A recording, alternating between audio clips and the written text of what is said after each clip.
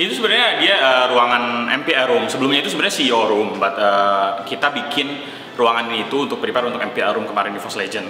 Ya bisa dibilang kan apa ya, ini apa namanya perubahan ekosistem gamesnya juga ya. Jadi kita move on dari PC, ya zaman semakin berkembang. Kalau dibanding dulu ya pasti bisa dibilang lebih baik ya, dari dulu jauh lebih baik. Sekarang bisa dibilang ada duitnya, atau misalkan apa namanya sponsor juga banyak. Halo Dea. Halo. Welcome. How are you? Gimana kabarnya? Ya alhamdulillah baik. Jadi welcome to Queen Entertainment. Ini adalah di program namanya 5 dari Queen Entertainment. Basically kita akan nanya-nanya tentang lu nih sebagai head of e-sport di EVOS Esports. Oke, welcome. Oke, jadi ini tuh sebenarnya apa sih? Ruangan apa sih? Itu sebenarnya dia ruangan MPL room. Sebelumnya itu sebenarnya CEO room, but kita bikin ruangan ini itu untuk prepare untuk MPL room kemarin di EVOS Legend. So ya, jadi ini adalah MPL room yang mungkin semua fans juga tahu ya. Oke, what is all this? Ini apa nih yang kalian banggakan? Ya ini apa namanya? Ini trophy case, bisa dibilang lemari trofi lah, yang piala-piala yang sudah kita dapatkan selama beberapa tahun ini. EVOS berdiri lah ya, bisa dibilang ini untuk Indonesia Division lah, bisa dibilang. Oh, so this is all the prizes, semua kompetisi yang udah dimenangin sama tim Indonesia? Iya, semua kompetisi yang udah dimenangin. Ada apa aja sih sebenarnya di EVOS tuh, ada e-sportnya ada apa aja? Di e-sportnya di Indonesia itu kita ada Mobile Legends, divisi Mobile Legends, ada divisi AOV, ada divisi Free Fire, ada PUBG M juga, ada Point Blank juga. Nah, lu kan as the head of esports, lu tuh jadi nge-handle apanya sih? Head of esports itu mungkin banyak yang nggak tahu ya. Head of esports itu lebih ke apa namanya ya, yang nge-handle seluruh tim esports yang ada di Indonesia lah. EVOS punya. EVOS sih bukan ada di Indonesia aja. Jadi EVOS itu ada di Malaysia, Singapura juga, ada di Thailand, dia ada di Vietnam juga, kurang lebih kayak gitu. Nah, jadi what do you handle dari sisi Indonesianya? Dari sisi Indonesianya sih aku lebih ke e-sport secara keseluruhan ya, kayak managing the team e-sport. Di tim e-sport juga ada team managersnya kan, basically ya ngebawahin team managers itu semua dan make sure that everything is okay in the e-sport side lah. Semua secara keseluruhan. Nah, kalau bisa jelasin dikit, itu kan ada baju, ini kan di atas juga ada baju-baju Ya, sini. So ini apa namanya, kita ada 5 set of jersey lah bisa dibilang ya. Yang pertama ini mungkin EVOS yang pertama banget, mungkin kalau ada yang udah ngikutin dari awal EVOS banget 2016 akhir itu jersey pertama. Ini yang kedua, tahun kedepannya ini sekitar apa namanya, waktu masih zaman Dota sebelumnya lah. Dan ini udah season 3 atau bisa dibilang tahun kedepannya. Ini MPL, kayaknya MPL season 2, season 3. Ini season 4, season 5, ini yang season 4 dan 5 terakhir. Oke. Gitu. Terus emang awalnya terbentuknya tuh EVOS kayak gimana sih? EVOS itu awalnya terbentuknya itu dia dari tim Dota sebenarnya sebelumnya. Sebelumnya itu nama timnya itu Zero Latitude. Jadi pas awal-awal 2016 akhir tuh EVOS bisa dibilang bikin turnamen ya dan mencari satu tim yang the best lah. Cuman tim yang kita akuisisi itu dia juara 3 karena tim yang juara 1 juara 2-nya itu sudah ada manajemen. Jadi ya kita mulai dari situ, kita rekrut tim Dotanya dan sampai sekarang bisa dibilang. Oke. Terus kenapa kan kalau mulainya Dota, sekarang malahan megangnya ada Mobile Legends, ada PUBG M, ada AOV dan lainnya. Kenapa tiba-tiba nih sekarang MPL tuh lagi rame banget sih sampai EVOS tuh bisa dibilang apa namanya salah satu yang paling jago di Asia Tenggara? Ya bisa dibilang kan apa ya, ini apa namanya perubahan ekosistem gamesnya juga ya. Jadi kita move on dari PC, ya zaman semakin berkembang, mobile game semakin gede, semua bisa main game dimanapun lah. Jadi ya sekarang lebih ke mobile game sih. Kalau bisa dibilang EVOS ML itu bisa gede banget di Asia Tenggara, ya gimana ya, agak sulit jawabnya sih. Ini lebih ke memang ya we do your best di MPL-nya juga ya. Mungkin hasilnya juga apa namanya bagus banget mungkin ya dari kemarin juga, dan apa namanya antusiasme fans juga gede sekali dari season sebelumnya ya. Alhamdulillah kita bisa di posisi yang sekarang ini. Nah, kalau kayak gitu, apa sih 5 hal yang bikin EVOS menjadi tim yang paling kuat? Tim yang paling kuat ya bisa dibilang ya, yang pertama performance kita bagus, yang kedua juga fan base kita kuat, dan yang ketiga juga kita solid sekali ya. Yang keempat mungkin lebih ke apa namanya, kita family based team lah. Yang kelima ya kestabilitas performa kita mungkin ya. Oke. Kurang lebih seperti itu. Sambil duduk ya? Boleh.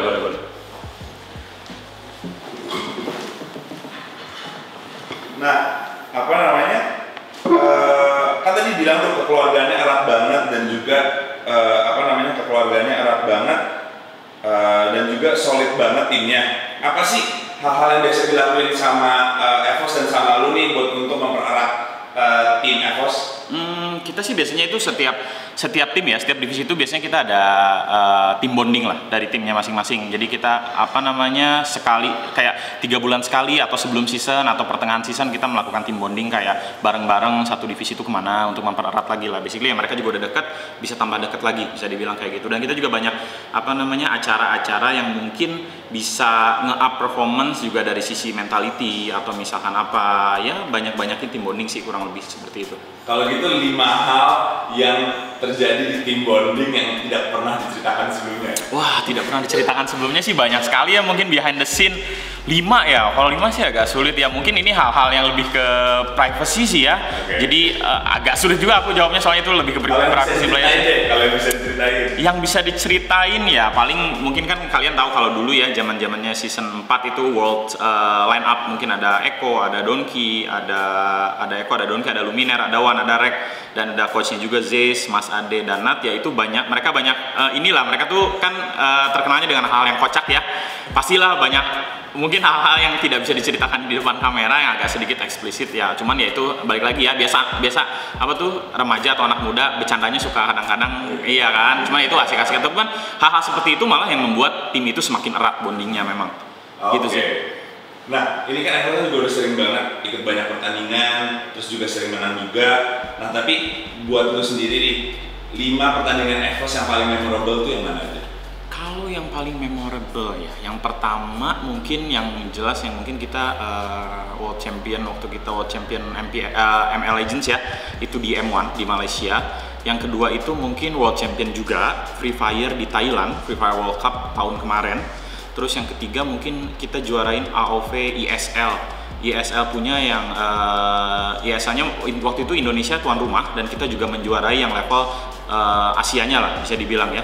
Yang keempat mungkin kita dari PUBG M juga PANC juga kita, maksudnya tim sebelah kan tim robot kuat banget ya. Itu pertama-pertamanya kita memang performanya bagus sekali dan bisa ngesalip tim itulah. Jadi kita jadi juara PANC.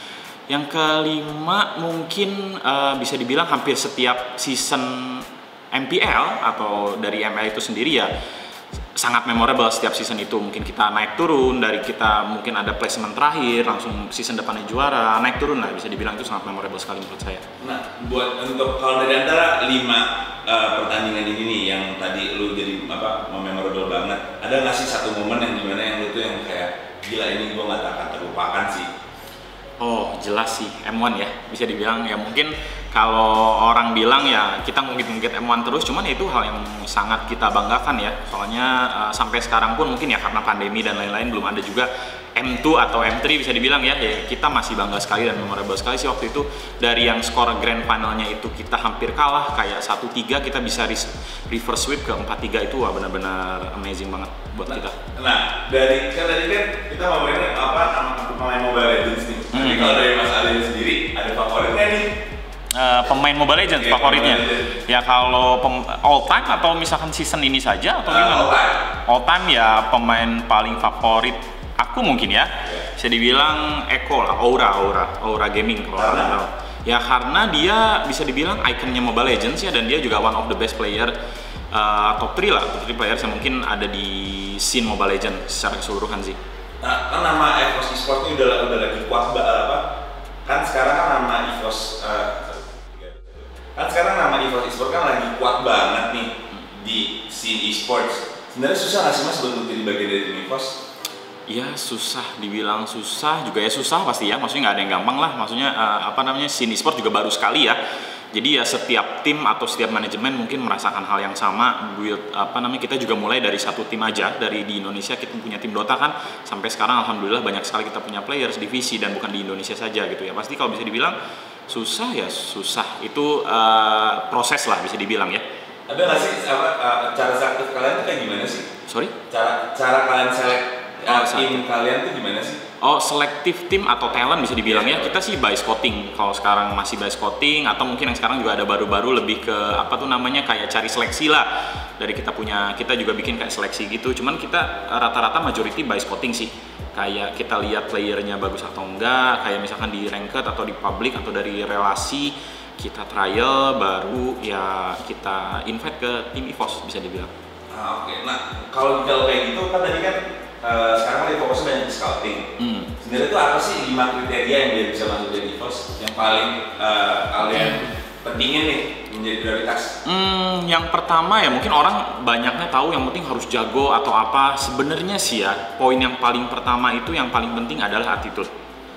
Attitude itu paling penting. Kalau misalkan kamu jago atau apapun itu, kalau attitude kamu kurang, itu sulit sekali untuk berkembang untuk kamunya dan timnya sendiri. Yang kedua mungkin skill ya, bisa dibilang ya. Skill itu skill makro dan mikro mungkin yang 2 ketiga. Jadi ya harus tahu pemahaman gamenya, mekaniknya juga bisa dibilang itu ya, maksudnya itu hal dasar yang kalau misalkan mau jadi pro player ya.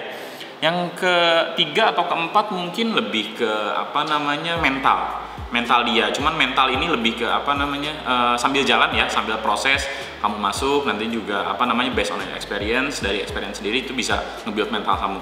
Yang keempat atau yang kelima ini lebih ke apa namanya cara dia menyesuaikan diri di environment dia yang baru. Ya bisa dibilang itu apa namanya poin-poin penting atau yang berhubungan satu sama lain lah ya, secara umum seperti itu sih. Nah, kan EVOS juga ada, EVOS kan juga punya EVOS Ladies. Sebenarnya tuh ada perbedaan nggak sih dari cara latihannya antara cewek sama cowok? Cara latihan ya. Jadi kalau cara latihan sih basically kurang lebih sama. Cuman biasanya itu kalau EVOS Ladies itu kan kita ada ML Ladies dan Point Blank ya. Itu lebih ke kalau misalkan mereka ada turnamen gede banget, major, baru mereka biasanya ngejar di situ kayak sebulan 2 bulan sebelum turnamen, kita provide bootcamp buat mereka latihan di situ. Porsi latihannya kalau udah di level kayak bootcamp seperti itu kurang lebih sama kayak tim utama kayak tim cowok sih. Nggak ada bedanya kurang lebih. Tapi menurut lu sendiri dari gamer cowok dan juga gamer cewek ataupun professional player dan juga professional player laki-laki ataupun professional player perempuan itu menurut lu sendiri secara skill beda nggak sih? Secara skill ya nggak bisa dibilang kayak cewek cowok itu beda ya, cuman ya kerasa banget lah kalau misalkan based on skills atau apa cowok lebih mantep lah bisa dibilang ya. Nah, tapi kalau pandangan lo sendiri nih tentang e-sport di Indonesia, itu akan seperti apa sih? Atau sekarang tuh lagi kayak gimana? Atau udah cukup baik atau masih kurangnya? Kalau dibanding dulu ya pasti bisa dibilang lebih baik ya, dari dulu jauh lebih baik. Sekarang bisa dibilang ada duitnya, atau misalkan apa namanya sponsor juga banyak. Terus juga pemerintah juga udah mulai melihat. Cuman menurut aku sih lebih ke masih banyak PR lah ya, atau masih banyak mungkin minor problem yang nggak terlihat dan masih harus dibenahi, seperti mungkin regulasi yang umum dari mungkin pemerintah Indonesia bisa bikin regulasi umum untuk secara keseluruhan semua game saya, bukan 1 atau 2 game saja. Itu yang mungkin bisa jadi acuan untuk e-sports di Indonesia kurang lebih, apalagi udah masuk SEA Games ya, harusnya sih pemerintah udah mulai kayak bikin regulasi seperti itu sih. Nah, kalau harapan lo sendiri nih buat untuk tim EVOS eSport nih, ada nggak yang punya kata-kata yang pengen lo sampaikan atau nggak ke spesifik tim player lo?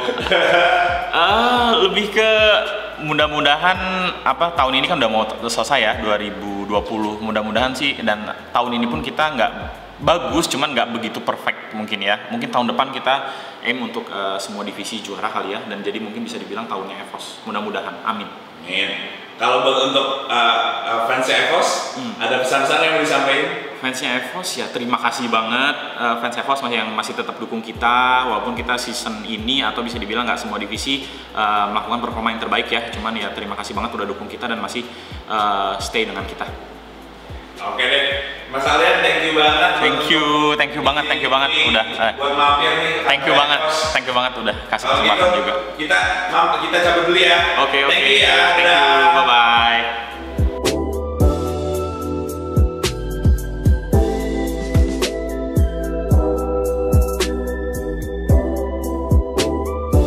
Thank you yang udah nonton. Jangan lupa share, like, komen, subscribe semuanya. Kedua, gua bagian apanya? Pencet subscribe. Oh iya, subscribe, lonceng